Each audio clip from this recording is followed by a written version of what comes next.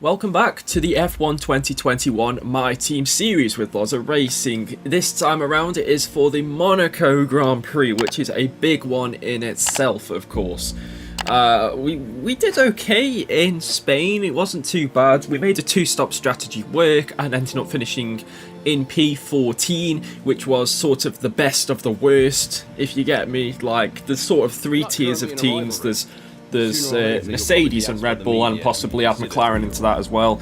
Then there's the midfield teams, and then there's us at the back, which is us, Alfa Romeo, Haas and Williams, and we finished ahead of all of the Alfa Romeos, Haases and Williams.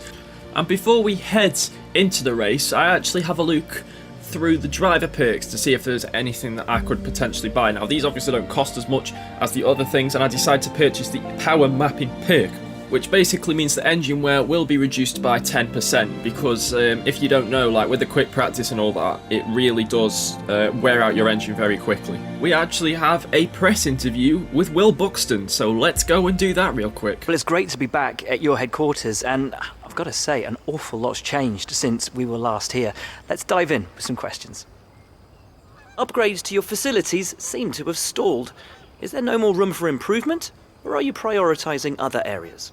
So we did invest quite a bit of money at the start, so I'm going to say that it's given us breathing room before we upgrade again. So I'm going to go for that one. Your second driver seems to be getting much more comfortable with their car. Have you been focusing on their development?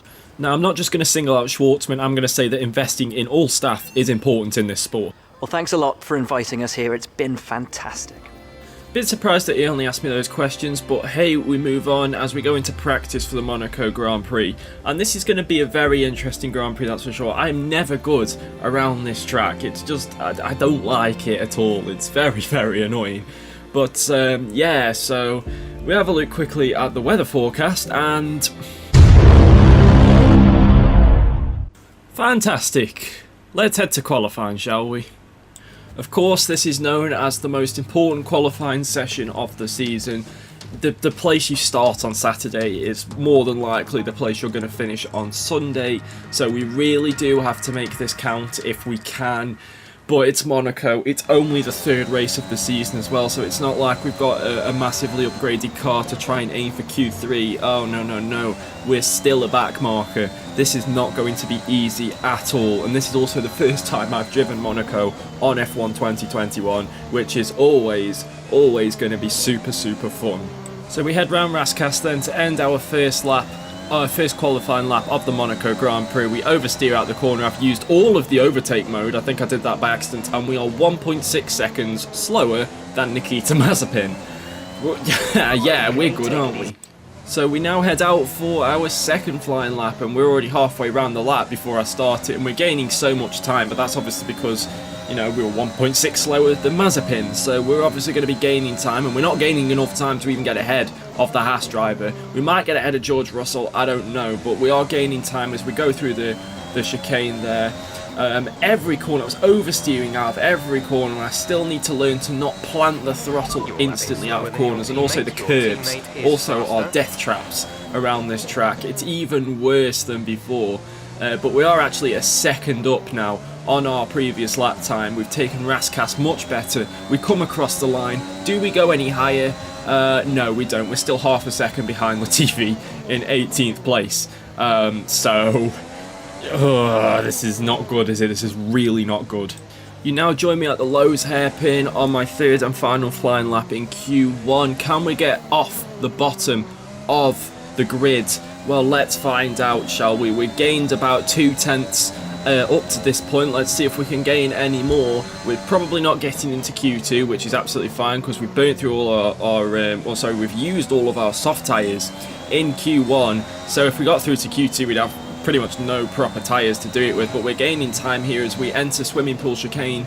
We've braked a bit better there, we've hopped over the curb, we're now 7/10 up, we've gained so much time through sector 2. Now on to Rascasse. Can we get a good exit out of the corner? We do get a good exit. DRS open, hugging the inside wall. Do we get higher than the bottom of the leaderboard? What's it gonna be? It's gonna be P20 for the second race in a row, only faster than Nicholas Latifi and Nikita Mazepin. We're out-qualified by our teammates for the third race in a row. We're yet to out-qualify Robert Schwartzman, but let's now go to the race and see if we can do any better. Nelson Piquet once said that driving the Circuit de Monaco was like riding a bicycle around your living room, and it's not hard to see what he means by that. There's no more prestigious a Grand Prix victory than Monaco, but also none so challenging. We already see the lowest average speeds of the season here at the Circuit de Monaco, and they'll be even lower in the difficult conditions today. 19 corners make up this famous 2-mile track, and with the rain, it'll be even harder than usual to get that critical heat into the tyres. Don't be surprised if we see a safety car at some point during the Grand Prix.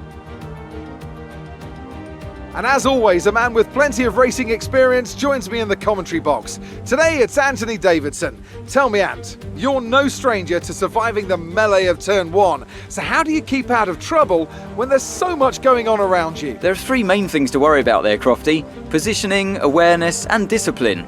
First, you have to put your car in a bit of space and make sure you have room to react to what the others are doing. Then you have to watch your mirrors and listen to the sounds around you to get a sense of where everyone is. And finally, just don't get too greedy. Just because a gap exists doesn't always mean you should go for it.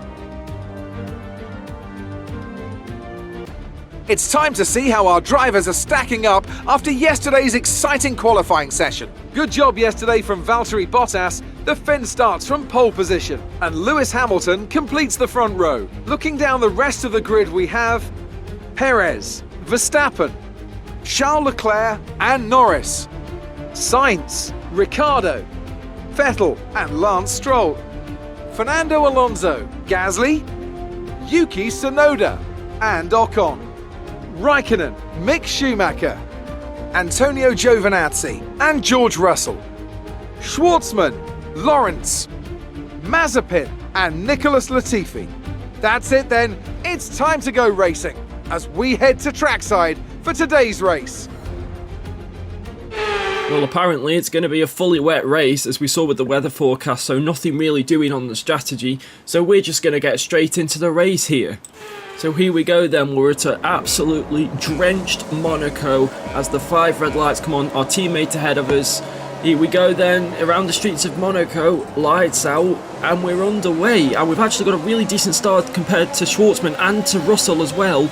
Schwartzman's had a better start than Russell, in fact, but we have the outside line, we have the space. Schwartzman's dived down the inside there, pretty much gone off the track, but he's got ahead of George Russell and we've got ahead of Schwartzman. So we're up to P18, we've made up 2 positions, we've essentially swapped positions with Russell, and now we have our sights set on Giovinazzi, Schumacher and Raikkonen ahead. Can we get ahead of those guys? Oh, we have a massive oversteer moment coming out of the corner there as we go down the inside of Giovinazzi and of Schumacher, and we make our way up to P16. Schumacher tries to hang it in there, and we've also gone around the outside of Kimi Raikkonen into the hairpin. There was just a gap there. Raikkonen's still on our inside. We've gone super slow. We've actually caused a bit of havoc behind us as Raikkonen stopped to let us pass, and then Giovinazzi's also stopped and Schwartzman's gone past him, and Mazepin was backing up at the back there, and Latifi's also hit Mazepin as well. It's all kicking off at the back here. We've caused all of that havoc. I can't believe it's just from turning the hairpin. But we are having a fair few issues here because, as you can see, we're on to lap 3, right, already, and we're already 2.5 seconds almost behind Ocon in front. We're losing so much time to everyone else. We're just so slow in this car, and I don't know what to do about it. It's the first time I've properly driven in, well, it's driven in the full wet conditions on this game. It's the first time I've driven around Monaco, and just look at the oversteer I'm getting. Every corner I'm getting this oversteer. It's just absolutely ridiculous. As we're now onto lap 4 into the tunnel, and Jeff says that we're losing a second a lap to Raikkonen behind us. We have a bit of a moment in the tunnel there, and Raikkonen has a chance to maybe get us into the chicane, but we park our car right in the middle of the road, and he doesn't have a chance to get past us, but we have a huge oversteer coming out of the corner, and then going back in again. We've had so much oversteer, and Raikkonen's driven into the back of us there. That one was more so my fault, as we have another oversteer into the corner. It's just ridiculous. We have absolutely no control over our car whatsoever right now. And to be honest, we're now on lap 10, and I'm just like, at this point I'm not really having any fun with this. we're 15 seconds almost behind Ocon, which means that on average we've lost a second and a half a lap to the cars ahead. And Ocon's at the back of a train. It's not like he's in clean air or anything. No, he's at the back of a train, and we're leading our own train in behind us here because we're just that slow. The AI have got too good grip in the wet at the moment, I think. It's definitely, yes, of course it is me having all these oversteers and really bad traction and all that sort of stuff in the wet, but the AI, it just feels like they're driving like it's dry. It's a bit ridiculous. And at this point, this race has just gone wrong on every level for us, really. Look at how slow we're going.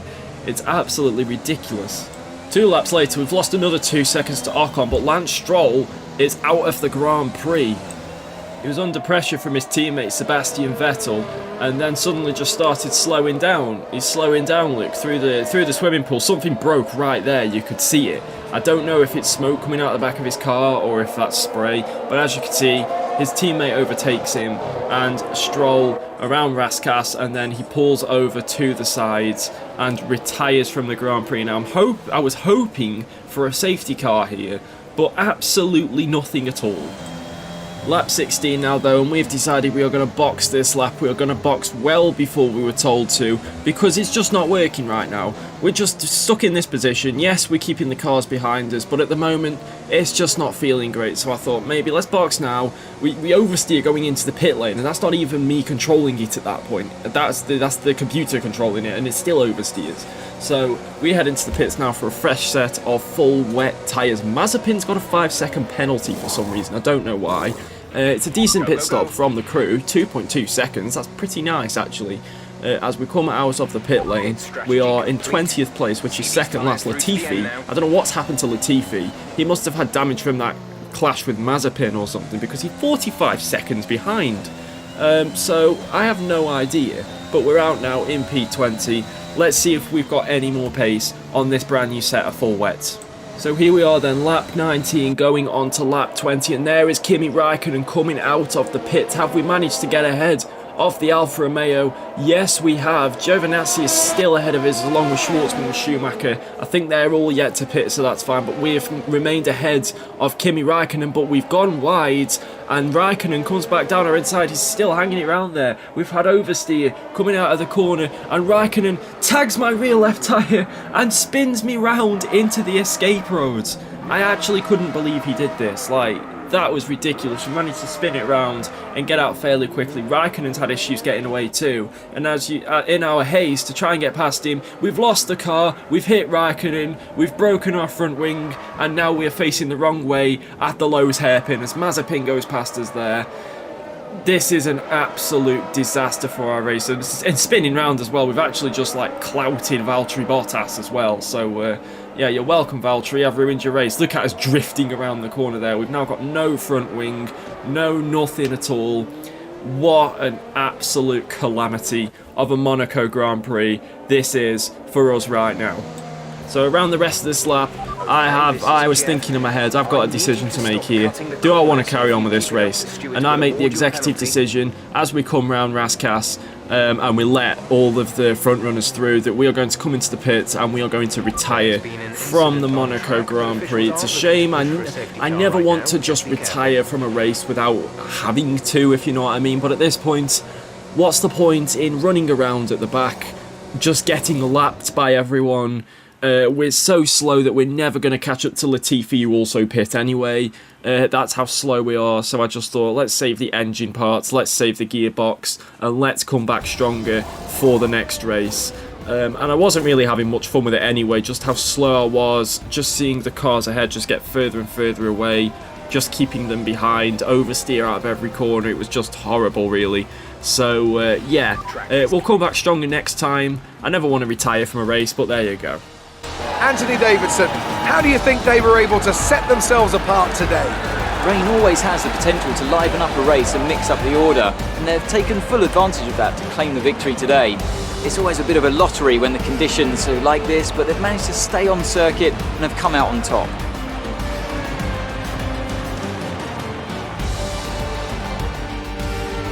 So after a magnificent race, we can now see the drivers making their way to the podium.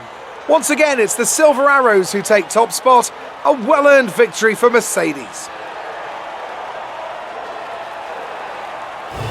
So there's the top 3 on the podium there, and Hamilton, Verstappen and Perez is who makes up the podium this time. We've got floating flags in the background as you do. But yeah, what a horrible, horrible race for me especially, and for the team in general really. It wasn't the greatest of races. So as you can see, me and Lance Stroll with 2 retirements from this race. Robert Schwartzman ends up finishing in P18.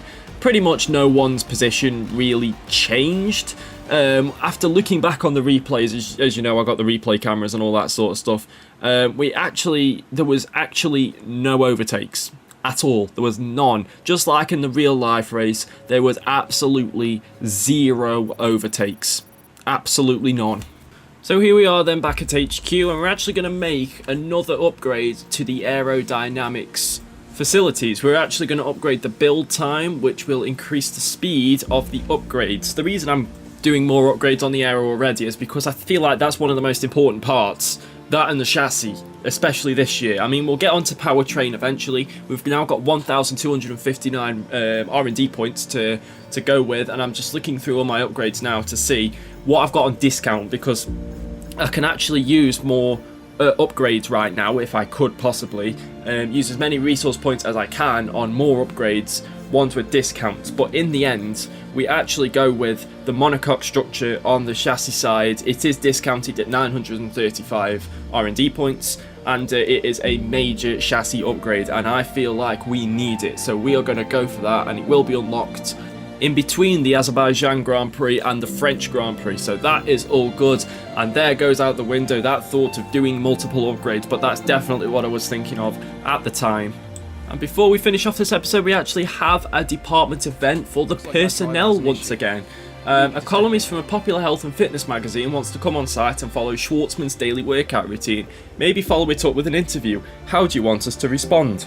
Now, if I accept, Schwartzman gets plus 1,000 acclaim. If I decline, it puts his focus up by quite a fair bit. And at the moment, I would want his focus to go up more than his acclaim, because if his acclaim goes up, we might not be able to afford to keep him as our teammate because he'll be more expensive. So we decide to decline, and that means that he has more focus now. We do have an upgrade fail on us there, a durability one, but all the rest of them actually come through there, which is all nice and good. The gearbox improved materials is the one that failed, but we can get that done no problem. Again, it'll come after the Azerbaijan Grand Prix instead of before. But that is going to be it for this episode. If you guys enjoyed it, then make sure to smash that like button down below. Again, I'm sorry for the lack of racing in this episode, but it's Monaco, it's in the wet, and I'm terrible. What am I supposed to do? But anyway, if you guys enjoyed, make sure to smash that like button down below. Subscribe if you like what you see and you want to see more. And if you don't want to miss a video, hit that little bell next to the subscribe button. You'll get a notification whenever I upload. Until next time, thanks so much for watching. Peace.